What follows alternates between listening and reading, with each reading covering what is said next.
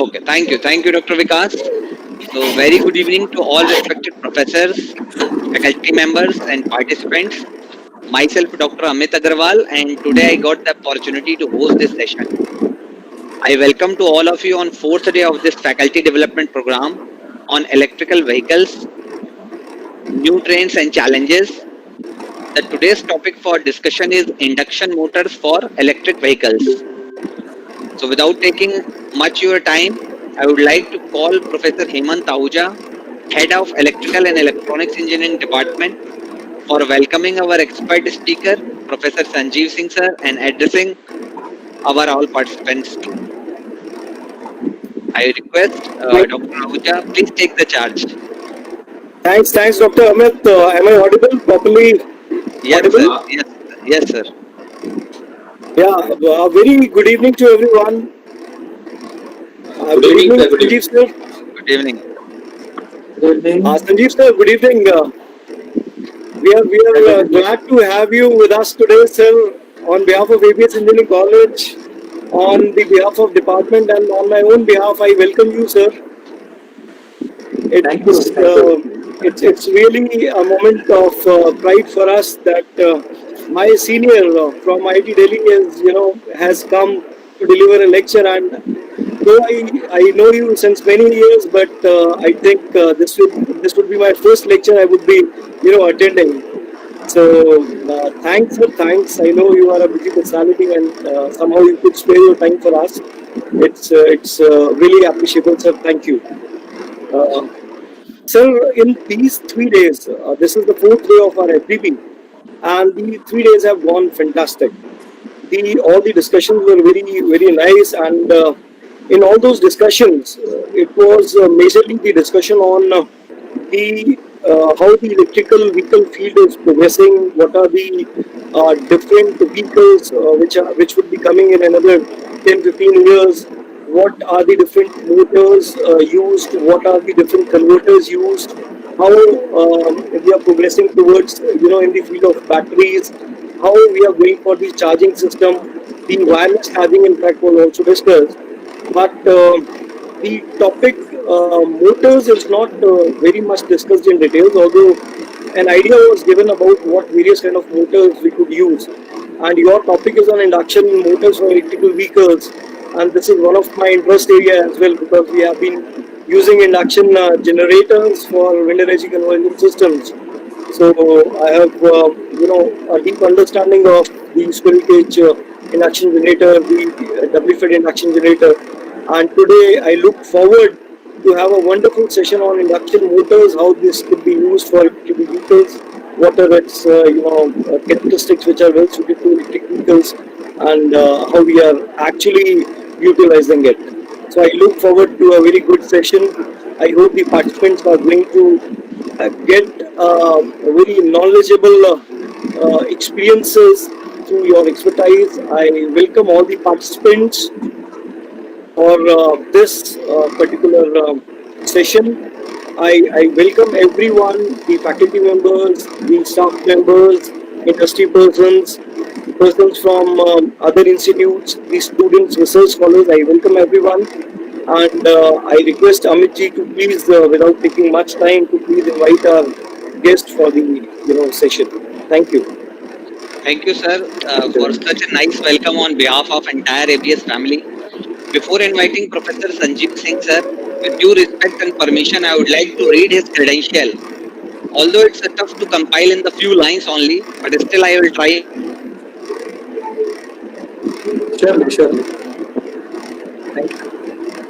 Maulana Azad, National Institute of Technology, Bhopal, is an electrical engineering graduate from Government in 1993. He received his M.Tech degree from Devi Ahilyabai Vishwavidyalaya, Indore, Madhya Pradesh in 1997 and the PhD degree from IIT Delhi in 2010. At National Institute of Technology, Bhopal as an associate professor in January 2019. He was with the Sant Loganwal Institute of Engineering and Technology, Sangrur, Punjab. He has served Flight Sangrur for 19 years as a lecturer, later designated as assistant professor between January 2000 to November 2013, and as associate professor during November 2013 to January 2019. He was with North India Technical Consultancy Organization Limited, Chandigarh, as project officer between April 1997 to December 2019. It was a long association with the industry.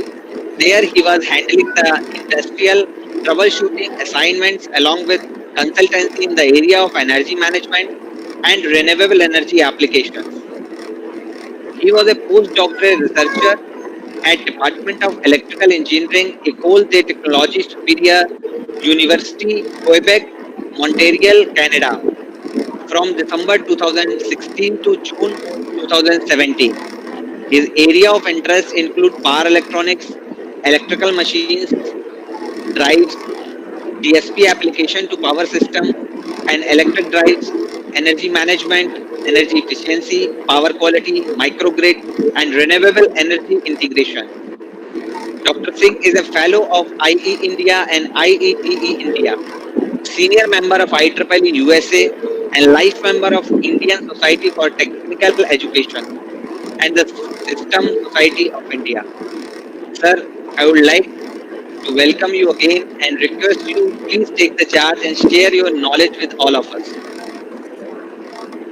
Thank you very much, Amit, for a elaborated CV. Thank you, sir. Please, sir, please take the And charge. I am really delighted to have this discussion. And I'm always available for such kind of activities because it's a kind of passion for me to have these interactions. So, not taking much time, I request all the persons to please turn off their microphones and videos so that there should not be any bandwidth issue. Yes, sir, sure. And in between, if there is anything, any question, then they can write down and it will be asked at the end of this session. Now, I will start with my presentation.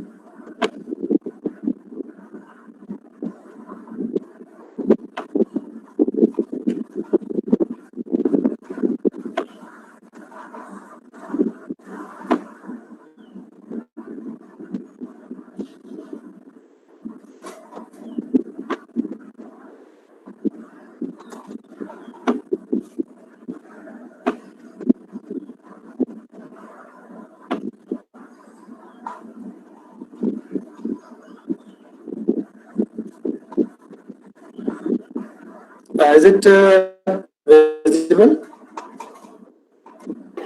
Yes, sir. Okay. Sir, please, sorry to disturb you. Actually, this I used to repeat in the starting of each and every session that I request to all participants that please pin the screen shared by the sir so it will not create any disturbance during the presentation. There will be two profiles. One is I think Sanjeev S. Chauhan and another one is the Sanjeev S. Chauhan presentation. So you just pin the presentation profile so it will not create any disturbance during presentation. That the PPT screen will be always pinned on your screen. And the second request is to mute your mic. I think all participants have pinned this screen. So now, sir, please Okay. go ahead. Okay. So this is the topic. Before going to this topic, I just have a little bit of discussion. I hope that the persons who are attending it, they might have gone through one more video which I had. It is shared on Google in last my presentation at GSITS Indore. And there I had discussed a little bit introductory part of this electric vehicles, where almost all areas were touched. So, in continuation to that, I'll say that electrical vehicles, if we say the history, it is to be said as a new one, but it is very old. It was first reported somewhere in 1834. Means the creation was there as a electric vehicle, first battery powered tricycle by Thomas Davenport, and it was reported in the literature by Wakefield in 1994. And sometimes back in 1900, there were a good chunk of automobiles, electric vehicles sold in US. And later on, this vehicle could not survive because of the competition with IC engine. And major issues were cost and range. These two issues are still a problem. We can say that cost and the range issues are still there with the machines. Uh, with the machines, if we say there is a machine specifically permanent magnet brushless motors. Two kinds of machines are there: brushless DC machine and permanent magnet synchronous machines. And it has picked up in somewhere in 60s, 1960s, with the specific material, rare earth magnetic material, permanent magnet material, that is samarium cobalt and neodymium iron and boron. And these are high density PM materials, so the size is reduced, the losses of the machines are reduced, and it has removed those brushes and other things. So the brushless construction started to gear up, and then we can say these can be formed in different shapes.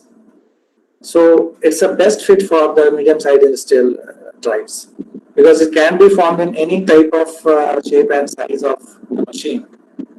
And that was the advantage for this.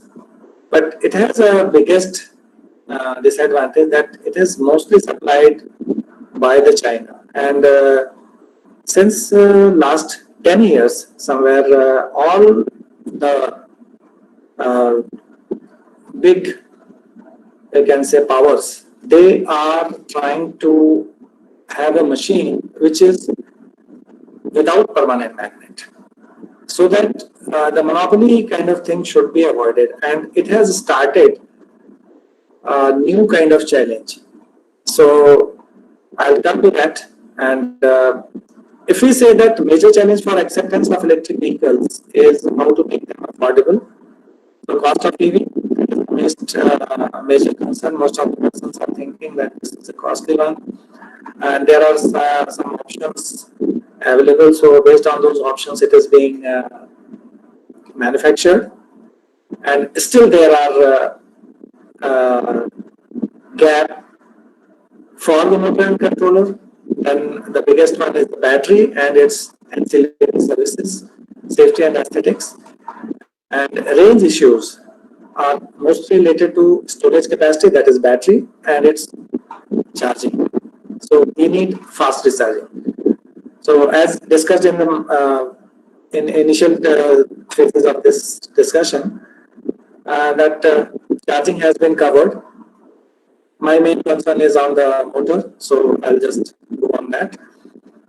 The main motor drive, it is a kind of onboard electrical energy conversion machine which gives you the mechanical output, and motor is the actuating element, we can say.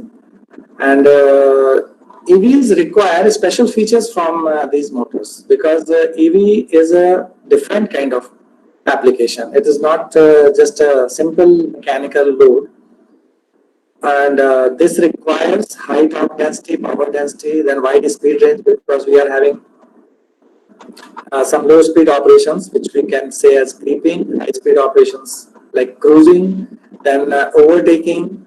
So we need high efficiency, we need high power, because whenever we are going for any kind of overtaking or hill climbing, then there has to be high torque, so that the machine gives you that required thrust to overtake the vehicle which you are going to pass by. And then the reliability and robustness of the controllers, machine, whatever thing they are having, in the vehicle environment that should be there. The price should be low and it should come at a reasonable cost. So these are the required features which we should have. And based on these features, if we say there is one motor which we know from ASIS, that is induction motor, which is a kind of brushless configuration in its squirrel cage construction. Because the squirrel cage is a, you can say, initial brushless machine which we have in the form of induction motor. And this is a single motor configuration of induction motor drive for electric vehicles, in which we have a fixed gear in between, as mentioned as FG, and then differential has to be there for operation of the machine in the turning or moving ahead. If the torque requirement is higher, then definitely we can go for dual motor or multi-motor machines. These are for big vehicles like car, then trucks and buses. If we go for those kind of vehicles, and this is an area where induction motors are mostly used. At present, it is in use, but there are certain issues with these machines. And this is a specific, I can say, drive where the machine has some kind of sensing in a closed loop. So we have some inverters connected to the machine, and current voltage position, those are being sensed. Then a controller decides what should be the operation of the inverter so that it gives the desired output, and that is done with the help of pulse width modulation, and it is fed from a DC source, that is battery, which we are having in a machine. So this is the basic scheme of induction motor. And if you see the characteristic of the machine in the motoring, generating and braking regions, we have this kind of characteristic where the machine is normally operated in the negative resistance region, we call, where we have after peak torque in this region. So we need a machine which is to be operated, but it should not have very low starting torque. Means we cannot start from this point as an induction motor, because if you see the electric vehicle, whatever electric vehicle is there, that electric vehicle will have all the load at the starting itself. We cannot have a machine running and then the people may ride on that vehicle. So it has to be run at a maximum torque, and there will be stall torque, dead weight of the vehicle, then the weight of the person sitting inside that. So it has to be started at the highest torque. So there has to be a specific kind of operation or a specific kind of control required for that.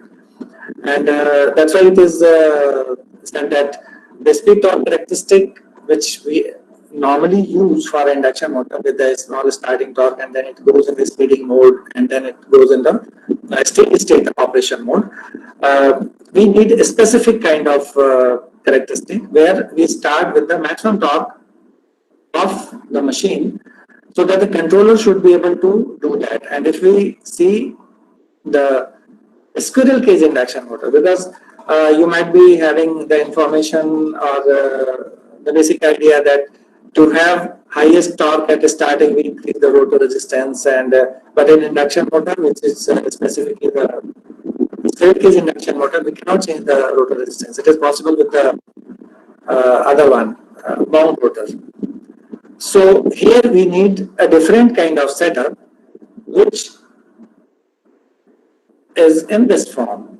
That means if we see different characteristics where the frequency is changed, here if we see different characteristics with the changing frequency, this can be drawn with the different frequency, then at a particular frequency we can have maximum torque. Then if we need other one, then we can have other frequency, other one, other frequency, and we can, by changing this, we can shift the maximum torque position Or we can have, we say that it's a constant torque line, and with the change of frequency, we can operate the machine at different regions. And this part is called constant power line, where we say that this voltage is constant and the speed is varied. So this kind of operation is possible if we have variable voltage and variable frequency operation. But with the variable voltage and variable frequency operation, there are certain things associated with the induction motor, because normally we call that induction motor is supplied from a source with constant voltage and constant frequency, which is our voltage source, power supply. Now, if we want that it should be varied, then in between there has to be some kind of converter.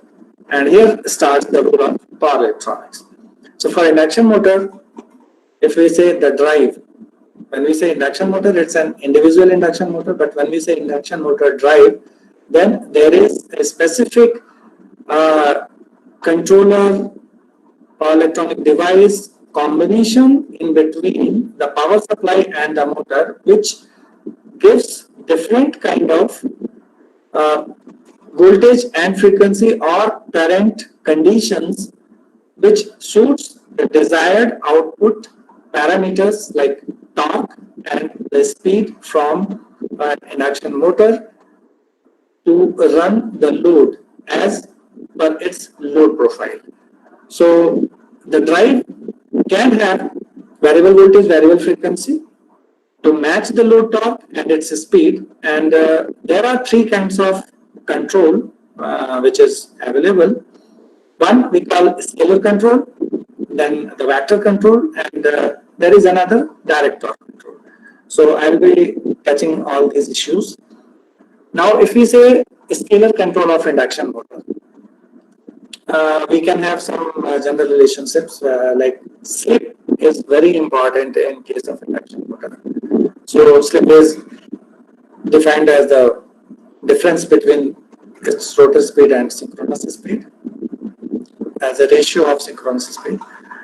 And it can be converted as angular speed also, omega, with the synchronous speed as given in the formula 1 minus s omega s. And then the rotor frequency, if we say, because the rotor is lagging behind the stator field, because the stator is having a synchronously rotating field, so rotor frequency will be s into Fe, where Fe is the supply frequency. Now, if we see the equivalent circuit, which almost everybody might have gone through during the machine courses, and it is devised in such a way that the slip is taken as the load form of the resistance, rotor resistance, R2 pi S, and other things are fixed in this case. This is the final one. Starting from the basic rules, we reach to this point. And by this, we can say that whatever power is delivered to the air gap, that is the current I2, which is in the secondary circuit, square, and multiply to R2 by S. That is the power across that R2 by S rotor resistance. So if we say the power which is going to that part, air gap, it has I2 square R2 by S, and if we say the power loss across that resistance, it will be I2 square R2. So the shaft power will be the difference of these two, 1 minus S into Pg.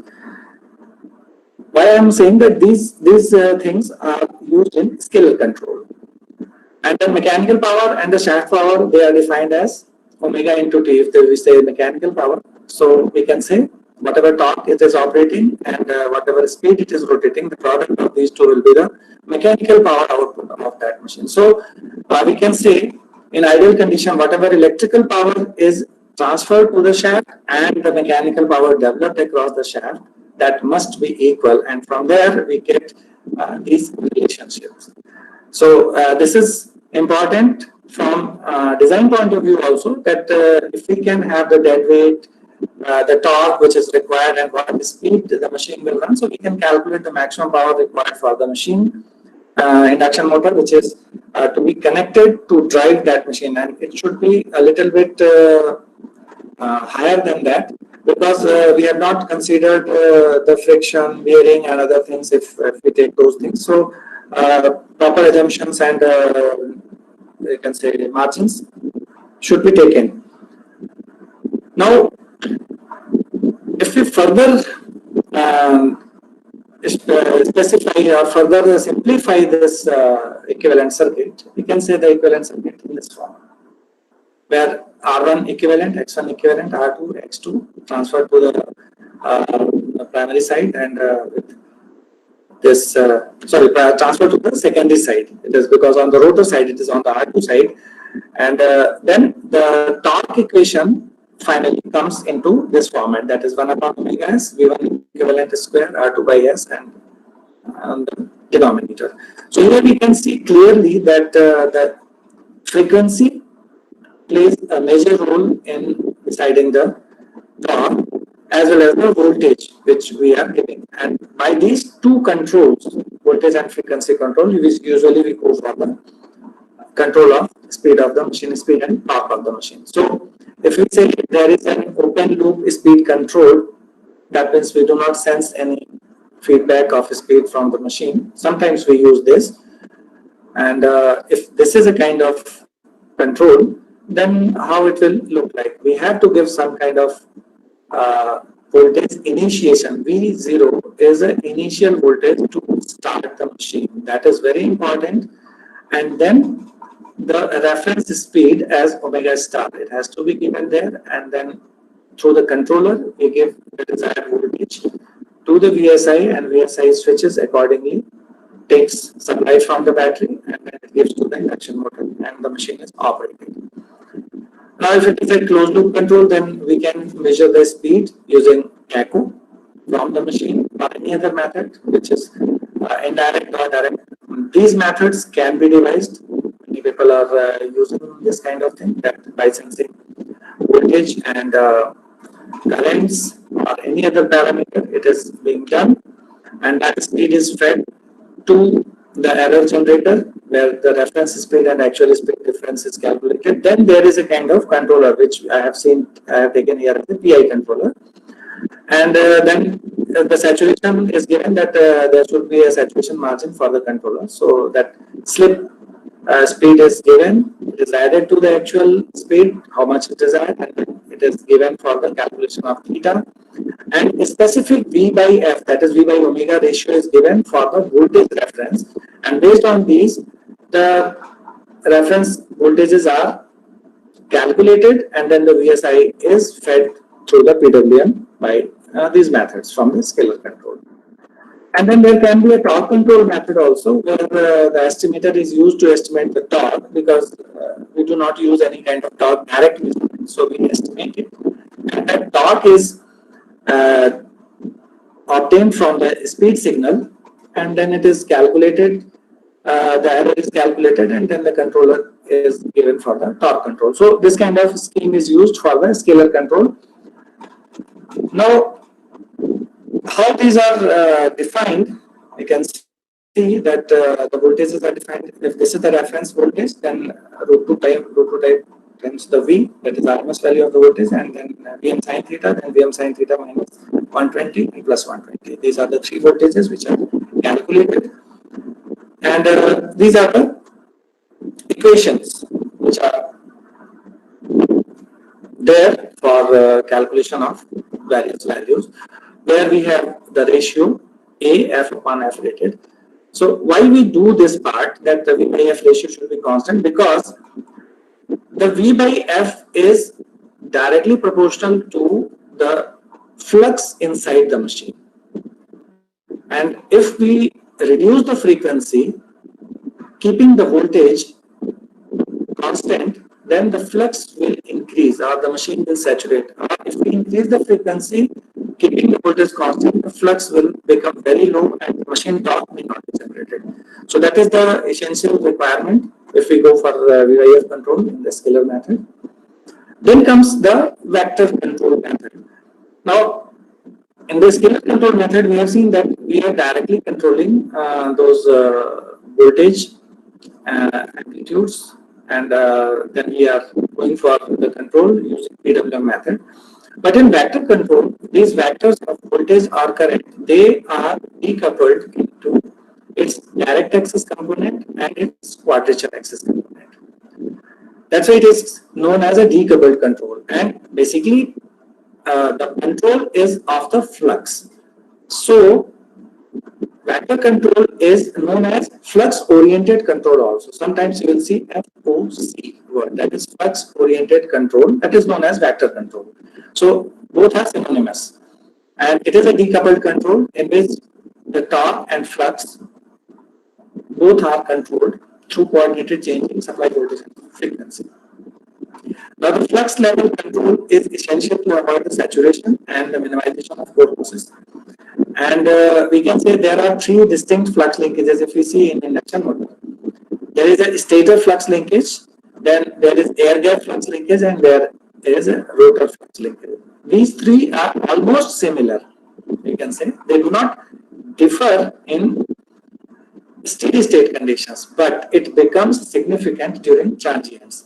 So, because whenever there are transients, definitely there will be slip introduced, the slip will be high, and accordingly the values will change. There will be distortions, and there has to be some kind of, you can say, compensation factor for these controls. So, the flux oriented control has three specific kind of control given in the literature. One is called rotor flux oriented RFOC, then stator flux oriented control, and the air gap flux oriented control. Basically, these things are in a way that if you are at that particular point, how the other fluxes will look from there. Means if you are standing on the stator, then how the other fluxes will look. If you are standing on the air gap, how the other fluxes will look, and if you are standing on the rotor, then how the other fluxes will look. And there has to be some kind of compensation factor for those transient conditions. So these are three orientation, and mostly the rotor flux oriented control is used because we are getting the power output at the rotor. So it is always better to go for the rotor flux oriented control. And then there can be two further division of this flux oriented control. One is called direct or feedback method, direct vector control or direct FOC, field oriented control. Another is indirect or feed forward method. Now, how these two are there?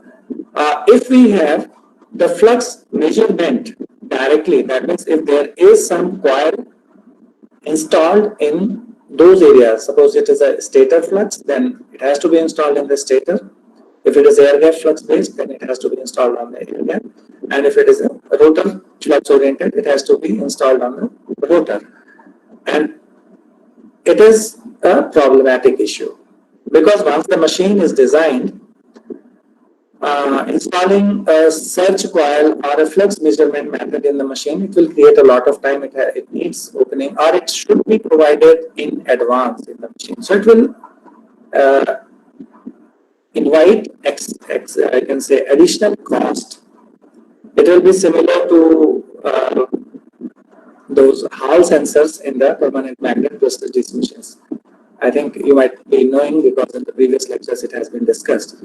So that will become a problem. So other one that is called indirect method, in which the flux is calculated or estimated using the rotor position, and this method is mostly used. So I'll just show you a scheme. Here you can see that it is a direct voltage vector control. Now in the vector control you can control using voltage vector and current vector both. So here we need some surge coils. You can see here, these are the surge coils which calculate D and Q axis fluxes kept perpendicular to each other. And then there is direct current vector control. So here in place of voltage vector, if I show you the previous one, here you can see the VD and VQ are there. So this is the voltage vector. From ID and IQ we generate VD VQ, and if we use directly this ID IQ, then it becomes a current vector control. So these both the things, here the current is controlled, and in the previous case the voltage was controlled.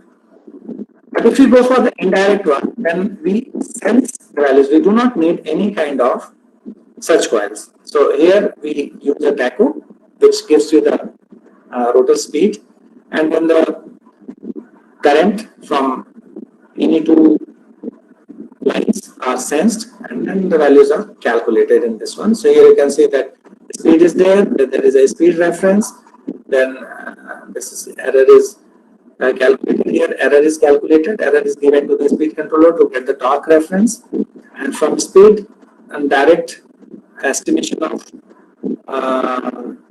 field, magnetic field is done, it is given to the controller, and then based on that there are decoupling of ID and IQ. These are the references which is taken, and the actual measurement is also done. From there ID and IQ are measured, and then the error is calculated from the current. Then there is a PI controller which controls these errors to generate the VD and VQ. Then its inverse transform is taken, Clark and Clark. These are two transforms which is used for conversion of three-phase quantities to two-phase quantities, and then it is being used for generation of three voltage vectors, which require to reduce these errors, whatever error we have calculated here, speed error as well as this current error. They try to reduce that error, and in a feedback we get all this one. So it's a continuous process which is done, and then the VSI operates in such a way that the machine gets those boosting in between to cover up those speed and torque gaps. So that is the kind of vector control, indirect. And if it is a current control, then in between that conversion of voltage to current is current to voltage is removed, and directly current control is done. So these two methods are there, but the preferred method is the voltage control method, because we call this as a VSI, voltage source inverter. So we try to control voltage source, but some specific conditions the current is controlled where torque becomes predominant. Then we can go for a current control specifically, and this control loop will be like this. So if we say that the vector control, basically it is a synchronization of voltage and reference current vector with the reference flux. We basically synchronize them so that if there is any change required to tackle the speed difference or the torque difference, then we can control the voltage or current vector to get the reference flux in the desired position. And the orientation, as we discussed, three: rotor, stator, and area flux. Usually we use rotor flux. So it is known as rotor flux oriented vector control. And the flux orientation of this rotor is considered as robust because the motor parameters are used from the rotor side, and they do not change with the operating condition. Now, hello. Okay, someone has turned on the mic.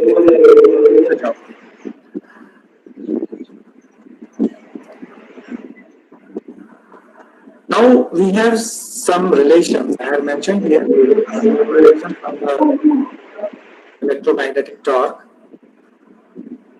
This relation can be obtained directly from the books of Peter Voss or Nasser, and the electromagnetic torque which is generated in the machine, here we can have that this is, if this is the supply current, it can be decoupled into two parts: Q, IQ, and ID. ID is in line with the magnetic flux. This component is there. So if you want to change, now here you can see that this is the lambda d and this is the IQ. Product of lambda d into IQ is defining the torque. Now if you want that the torque should go to the higher value, that means we can increase this part so that the torque reaches to that value with keeping lambda constant. If we are having the Q lambda as 0, if it is a synchronously rotating frame that is aligned. So the current will follow this line, And here we call that it is a decoupled control, that we can have any condition, or we can keep IQ constant and we can go for increase of ID so that the flux increases in this one. So this way, if we say that the induction motor is controlled similar to a DC motor, that means we can control the phasors, different part of, you can say the current phasor, whether Q axis or D axis, we can change these individually so that the IS changes. We can change these two values. And these are the relations by which we can calculate that what is the requirement. So those will come later on in detailed modeling part. These are the equations which you can use as a reference for the machines. Here, this one is a rotor flux oriented control, and this one, these relations are for the stator flux oriented control, and this is for the air gap flux oriented control. So these are three different air gap flux orientations, and mostly rotor flux oriented is used, so you can go for the first one. This kind of blocks can be created in MATLAB.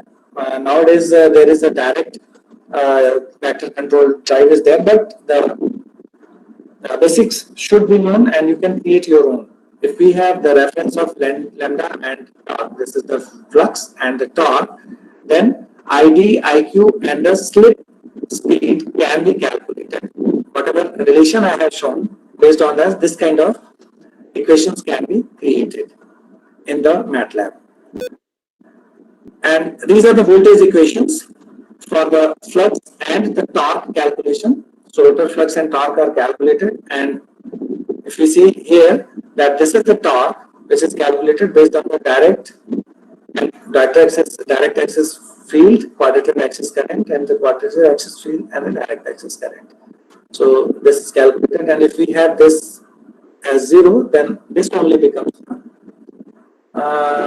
torque. So that's why we call for rotor flux oriented control, this becomes the torque.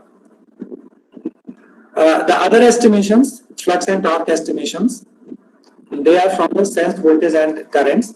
So these are the relations we can have, stator currents, which can be calculated from these equations. These are conversions which we call arc and Clark transforms. From there, these direct equations can be calculated, and these are the values: 1 by 3 VAB plus VAC, or 1 by 3 VBC, or here minus 1 by 3 IA plus 2 IB. For the voltage and current, we get these values, and stator flux can be calculated from these values again. So the total stator flux will be the D and Q axis fluxes. So these equations can be used for the calculation of different flux. For the air gap flux, these are the formula. For the rotor flux, these are the formula. And the flux angle can also be calculated. That is, theta A is the flux angle. So from those fluxes which we have estimated, the flux angle can be calculated, and finally torque is represented by this equation. We have the speed estimation also in the vector control, where we get this synchronous speed minus the slip speed. So we can fix this slip speed. Sometimes we can fix this omega r. These three values we can fix to get the desired value of the speed, and then we generate the different references and get the calculations of these values, where the parameters are there, like this Lm is the magnetizing reactance of the motor, and this is the time constant of the rotor. Then the rotor flux components along the D and Q axis, they are calculated in this way with the different parameters available from the machine, and then these things are given to the controller. So if we say vector control induction motor drive, there will be three specific components. One is speed controller, then vector controller, and then the PWM current controller. So if we have the speed controller, here I have taken only the PI controller. At a particular instant, if we say the PI controller output will be the error of the speed, which we take from the different samples. With the AP, it's a proportional gain This is the KI integral gain with the error value and the previous torque reference. So it is sample by sample. This equation is for the torque calculated sample by sample in your controller. And from there we get the torque reference. When the speed error is given to this reference, then the torque reference is calculated, and based on this torque and torque reference, the error is calculated to get the current error and then the voltage references. So the d-axis can be calculated by this equation, q-axis current reference can be calculated by this equation, and the slip speed of the equation of the induction motor can be calculated by this. But this k value is calculated by this formula, where P, M, and rho r, sigma r are the number of poles, mutual inductance, and the rotor leakage factor. If it is there, it has to be defined. And then the synchronous speed rotating frame vector controlled currents, IDS and IPS, are converted to stationary reference frame of this IS, IBS, ICS by this formula, where this theta is calculated, and then these three values are calculated. If we calculate these two values, the third value will be negative of sum of these two. So these three values are calculated, and then it is given to the controller. The PWM controller is basically giving the pulses on the basis of current error, because we are having the current control. So reference current minus actual current, and it is generated using triangular carrier waves. So if error is greater than the triangular, we can say that the switch should be on. If it is less than the triangular wave, then we can say that the switch should be off. This is very important to see the behavior of your device, and if required, sometimes if you have error here, suppose you are having IA minus IA star, then this may give some kind of different error. So you can use here less than sign, and here you can use a greater than sign. And similarly, we can go for the different two phases, because this is for phase A. We can go for the phase B and phase C both. So this is about your vector control, where the machine can be controlled using, actually it is a mathematical one, so maybe there will be the doubts, so at the end we can discuss those doubts. The next method, which is used in induction machine, that is direct torque control. It is an advancement of vector control, because in vector control we are saying that we are controlling the flux and torque by controlling the voltage and current vectors. So some people thought that why to make so many conversions, means Spark and Clark transform, then inverse Spark and Clark transforms. Why can't we go for a direct torque control with the help of a flux vector? Because it's a flux oriented control, and finally we are going to control the torque.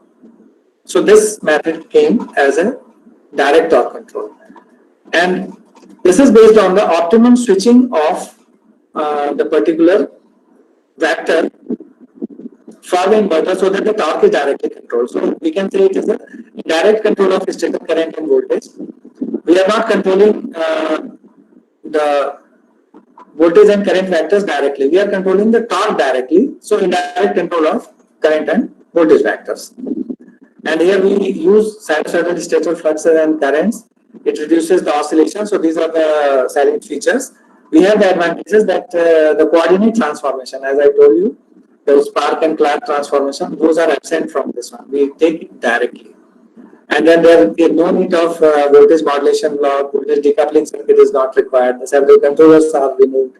And this is a simple one because it calculates within the sectors. So how it does, I'll just show you. These are certain disadvantages also, processor problem during starting and low speed operation, because the change in torque command may not be the significant one. So there may be some problem, and there may be the ripple also. How it will be introduced, I'll just show you. This is known as based on table of optimal switching.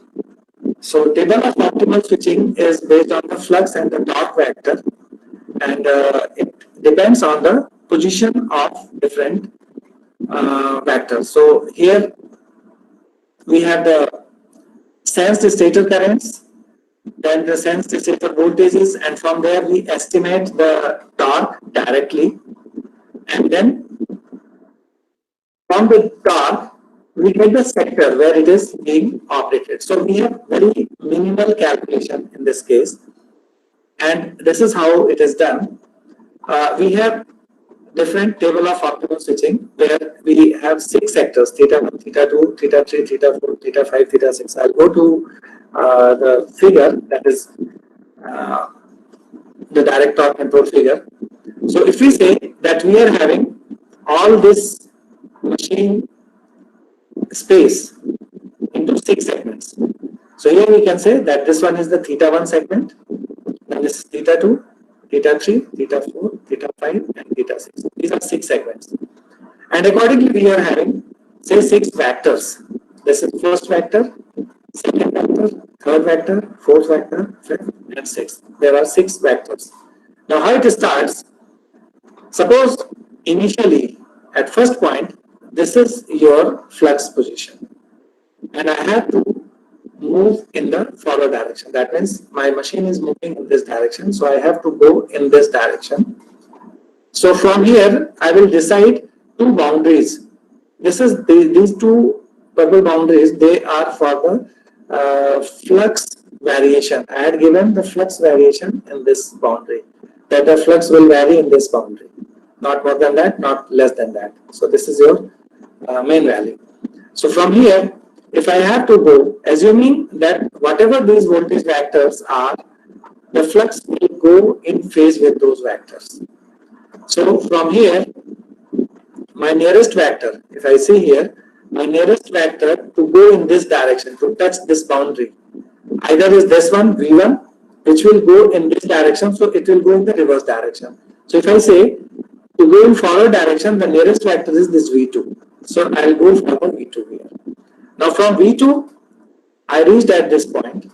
Now from here, I have to go again, so I'll go for the V3, then V4 here to reach this boundary.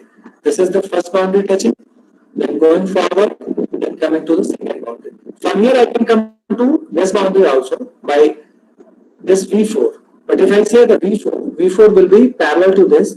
So we try to have the minimal changes, and from V2 we go to the V3 in this direction, and then V4. From V4 again we have to go to the upper boundary. So from V4 we go with the V3. This is the nearest vector, so we go by the V3. From V3 again we go to the V4. This is the nearest vector.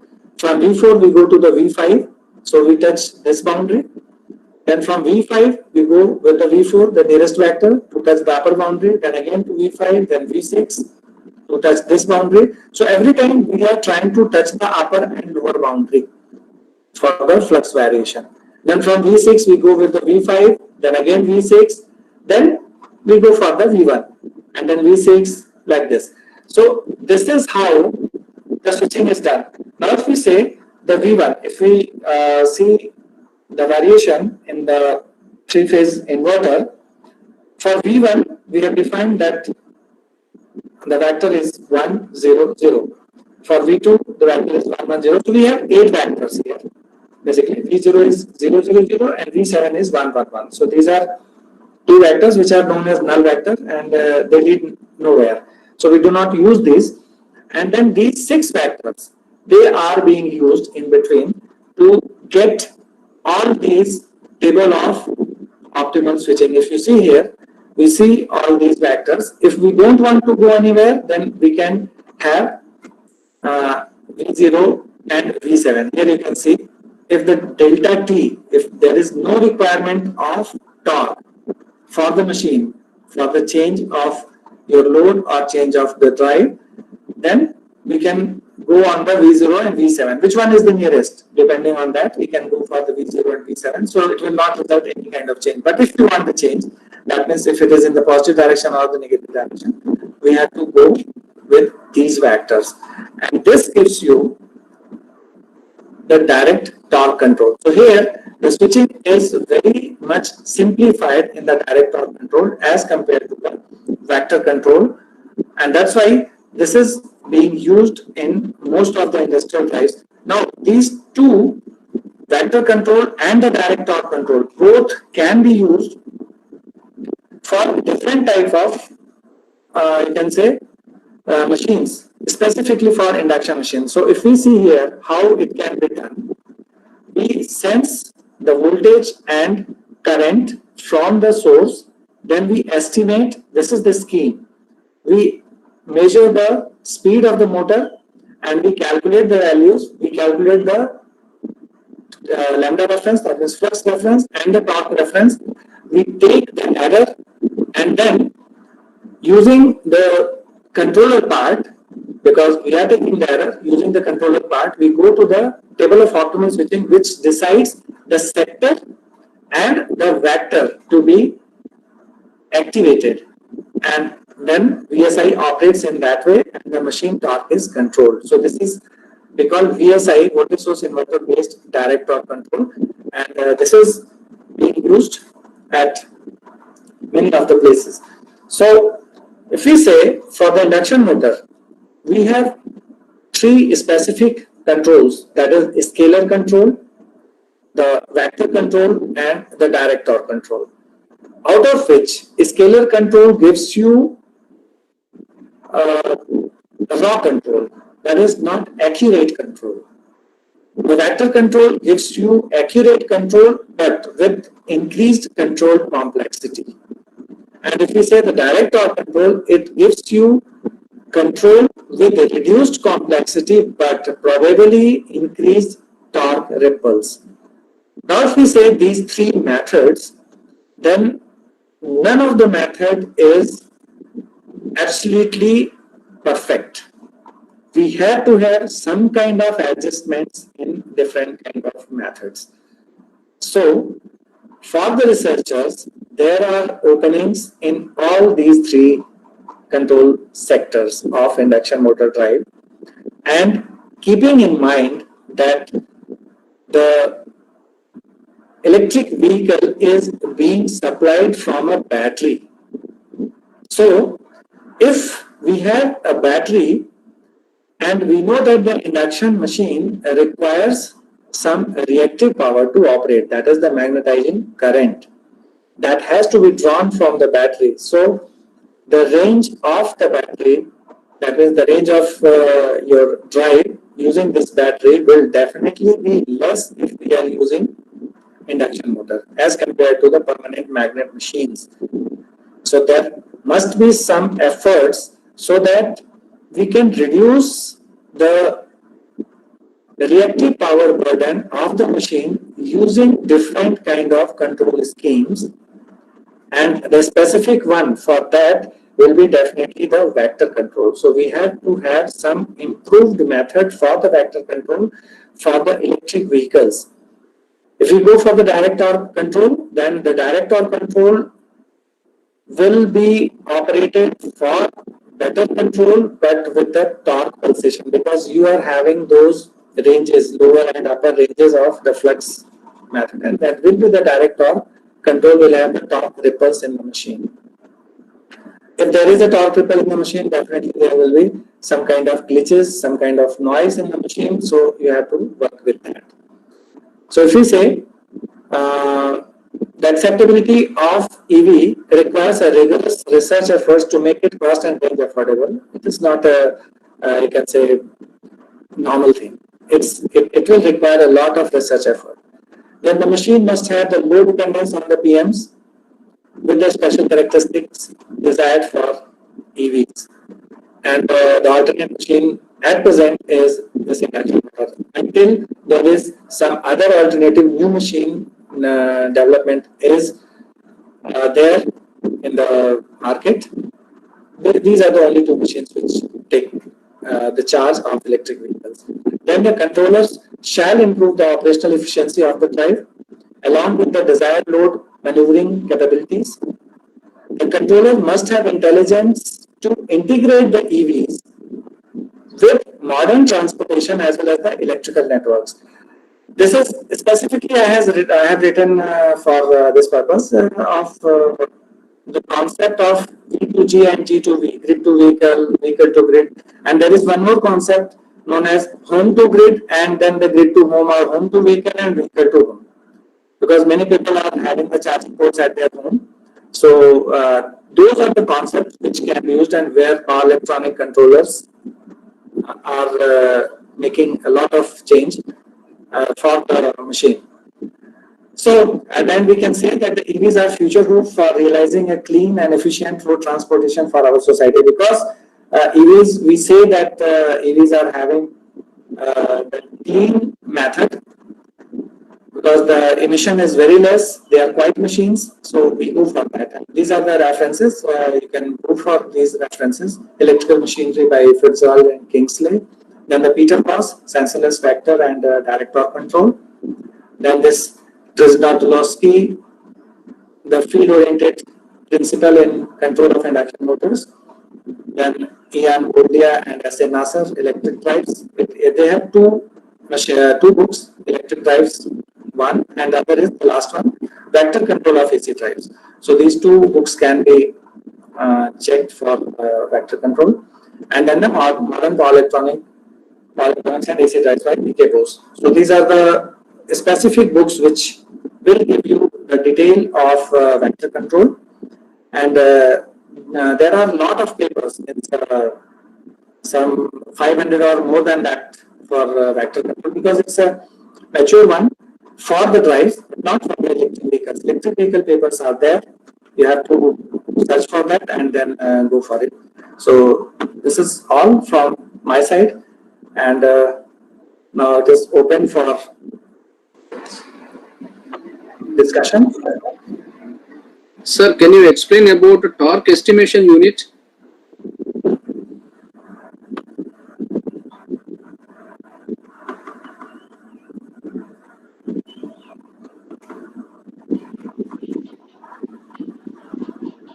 Uh, Thank you, sir. It was a wonderful session.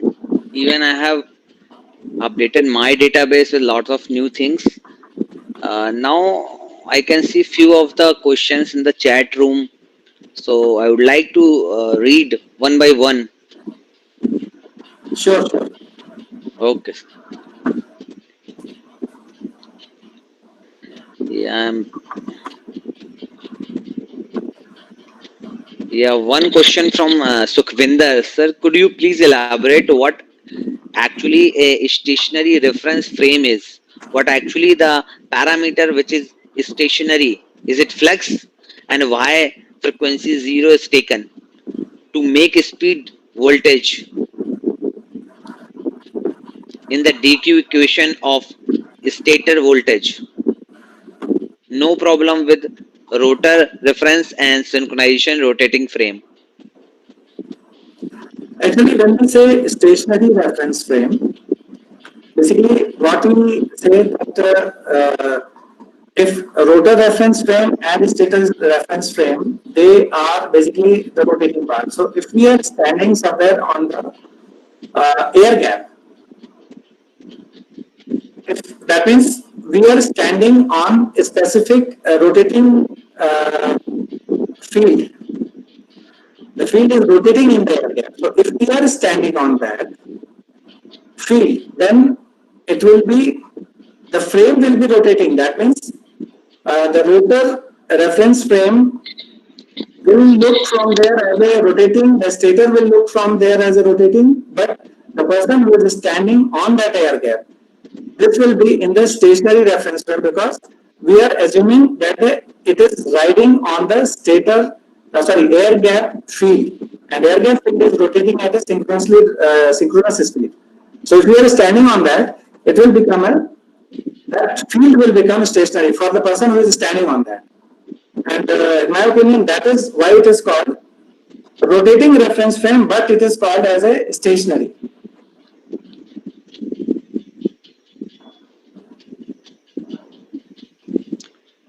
Okay. Next question I am picking from Dr. Bal Mukund Sharma ji. Which speed control method are good for electric vehicles and why? Please define it economy and weight point of view. I'm very much sure that the vector control method will be economical. Why I'm saying this? Because this is my perception. Maybe somebody differs on this. Because when we are having a vector control method, in this method we have the flexibility in the converter to control D and Q axis of voltage and currents. Now for the battery or for the electric vehicle, the battery is the main source of the energy, and battery supplies all of the direct, or you can say active power. So if we can have some mechanism in our controller to make the reactive power at converter level zero, that means there should be some kind of arrangement which can make the reactive burden of the induction motor away from the battery. This will create a huge change in operation of electric vehicles. And if we are having a direct torque control, definitely we do not have that kind of flexibility because it is directly on the stator flux or rotor flux or the air gap flux based. So if we have vector control, this will be the best one, provided some specific research is carried out for the reactive power burden minimization on the battery, and we should draw only the active power from the battery. So this is the I think the most promising area, and this will be the best controller for the electric vehicles. Okay. Okay, sir. Uh, Next question from Vijay Lakshmi ji. Sir, could you tell me whether SRM motor is suitable for EV applications? Yes, people are using SRM. Now we have another machine which some people say SRM. We call it SYRM, synchronous reluctance motor, because SRM because Swiss reluctance motor. Swiss reluctance motor are definitely good, but again, SRM are having some issues of the motor cost, because it's a patent of a particular group or particular company. So the cost is there, cost involvement is there, but it has very good, or you can say simplest controller. So that is the best one. But the cost issue will be prominent in that case. But the other one, which I am telling, synchronous reluctance motor, this motor is picking up. Some of the researchers are working on this motor, and maybe in future for the bigger drives, means for trucks, buses, this synchronous reluctance motor picks up, and this will be the new, you can say, machine or new drive for electric vehicles. Okay. The next one is from Ramesh Babuji. Can you please give some information on torque estimation unit? Yes. Someone was asking about the torque estimation unit. See, the torque estimation unit, I have shown the block diagram, and there are equations. Basically, the torque estimation is done through the equations, and the parameters are required for that particular torque estimation. So I'll just show you this part. Okay. Again, a question from Dr. Just Bal. a minute, just a minute. I'm Yes. sharing this one. Yes. I'll show this part. Just a minute.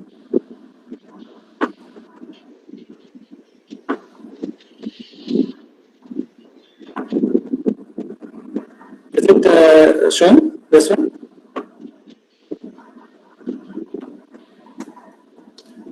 Yes, This sir. was a flux factor estimation. Flex This vector was a estimation. flux factor estimation. So from IDIQ and VDVQ, we calculate the fluxes, and here, if we say, if we have all these values, IDIQ and lambda D, lambda Q, then the torque is estimated using this relation.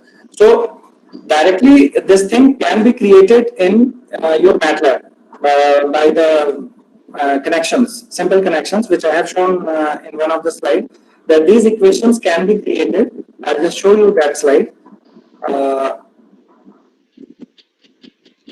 Which one?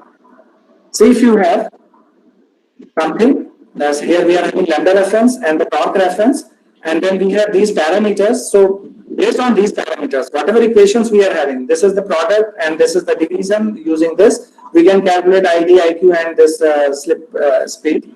So this thing we can create in our MATLAB if we have all those parameters. So this can be done easily by using these equations.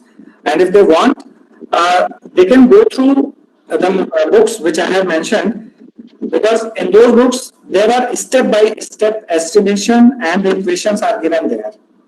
So those things can be taken up using the method elaborated in these books. I hope it is clear for now. Yeah, yes, sir. Sure. Next one is, which speed control method is good for electric vehicle and why? Speed control, see, for only for speed control, if I say, then you can use any method. But for electric vehicle, we do not have only speed control. We need torque also, because the electric vehicle, if it has a stall, means if it is not able to overtake or if it is not able to take up the load, definitely there will be this will be a problem. So we can go for vector control method. Already all the three methods are there. Vector control will be the best one. Okay, sir. As per I have covered all the questions has been already written in the chat room. So I will request Dr. Vikas if Sir, any question from the YouTube is or there is people are asking there. I'll ask one more thing to all the sir, one participants. I have mentioned my mail ID in the first slide, and you can even circulate that. So if anyone is having any kind of issues later on, means any queries, then they can mail me. I will definitely answer their queries. sir, there is one question from YouTube. This question is from Meenakshi Yadav. Okay. Isn't vector control method based on the classical control method, which doesn't deal with real-time system, which is not desirable in electric vehicles?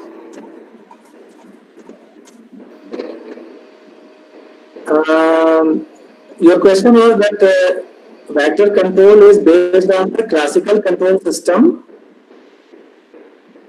Which doesn't deal with the real-time system. No. It is. And it is Okay. It is for the real-time system only. See, if we go by the classical control, that means we call scalar control. Broadly, if I say, scalar control is a coarse control and the vector control is a fine control. So, it is your choice what kind of control you want. If it is a scalar control, definitely it will not take care of many things. And for electric vehicle, in my opinion, vector control is most important. Again, I will say, because the battery is the only power source, and there is requirement of reactive power. Whosoever is working in this area, I will say, please keep in mind that the reactive power is actually a burden on your system, and it will reduce the range of your machine or range of your vehicle. So you have to work on the reactive power control, and it is only possible by the vector control method, by scalar control method. If you can do it, then definitely it will be remarkable research, and you can try for that also. By the scalar control method, if reactive power control can be done, definitely you should go for that. You're most welcome, and that will be a, I can say, low cost solution. So you can go for that. It will have low burden, low control burden, and many things will be removed. So most importantly, in my opinion, vector control is the best one. Sir, thank you so much. I think you have answered query. This was the only question from the YouTube. Okay, thank you, Dr. Vikas, for asking the question from YouTube platform, because we have created the two different platform because number of the people were high at the beginning. So, sir, thank you so much for joining us, and really it was a wonderful session. And I can say some of the people from Sant Logan Wala has joined today. They was new here. Maybe they are your follower because long time you have spent there. I believe there are a huge community is ready to follow. You know, right? Like us, we are people are the new in the research one, so we can get the idea that lot of deep question you have answered well. So I hope the lot of researcher they are listening, and they got some clue for the new their own research. So sir, From front from wall, I would like to say one of my research scholar who is already working in this area, whatever I have told here, uh, he is working in that area. So I can say that I have disclosed some of the things here on this platform and he is working on that. So if other persons can pick up, they can get the benefit of that because he is already working. yes sir, yes. And he is working on electric vehicle and is specifically is working on this induction motor drive. So I am hopeful that he publishes the things faster than other persons can pick up so that his PhD is completed and most welcome for others. Sure sir, sure. Thank you so much sir. Thank you from entire family of ABS. Most welcome. Thank you sir, thank you for joining. Thanks for all the participants. All the best. Take your time and do good research, good publications. That is what we want. And this platform gives me that kind of opportunity to discuss. And I would say everybody that you must understand that everybody cannot know everything. Maybe I'm also still a learner. I'm learning from the experiences of many people. So whatever I have presented, that is my perception because I have understood something from the books, from the literature, from my experiences. And if someone is having any kind of correction, whatever I have presented, you are most welcome. You must write because in the teaching community, I feel that a teacher is a lifelong learner. He is a student throughout the life. So if I can learn from the experience of the persons who have attended my lecture, I would feel privileged that I have got a kind of correction. So please write about the critics also, not always only the praising of the issues, whatever I have discussed. Please criticize also that you should do this to make the improvement in the presentations or in the literature survey or whatever it is. So it is most welcome if you can submit the suggestions. Thank you very much. Sure sir, thank you. It will be a great help for all of us. Thank you sir, thank you very much. Thank you, sir. Thank you, sir. Thank you, Hemanji. Thank you. Thank you, sir. And hope that we'll continue to do this kind of activities. Sir, we also look forward to for the other sessions with you. Sure, I'll sure. call. I would like to call you for our students as well, sir. Sure, definitely. I'll be happy to And answer those things. I know you are working in. I know you are working in multi area. So maybe I'll call you for other areas, and I'll have your interaction with all my faculty members so that they learn the other areas as well. Thank you, Surely, sir. I know when I called you I- for this FDP, you said ki you are always welcome for such programs. I thank you for that as well, sir. yeah, actually, students are working. I'm only the facilitator. So, whoever is asking, I'm facilitator to that. So, most welcome on those issues. Thank you very much. Thank you.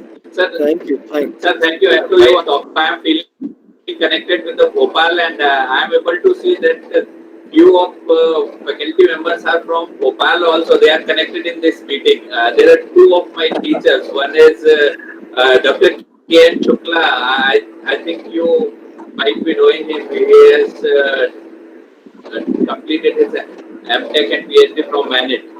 And another, my teacher, Miss Manju Khare ma'am, she is also there in this meeting. So I am feeling connected with Gopal with this medium. Definitely, and we'll remain connected. Don't worry, in future also. Thank you Yes. very much. Thank you sir. Okay. Thank you, sir. Okay, Thank bye you. bye. Take Thank care. you sir, thank you.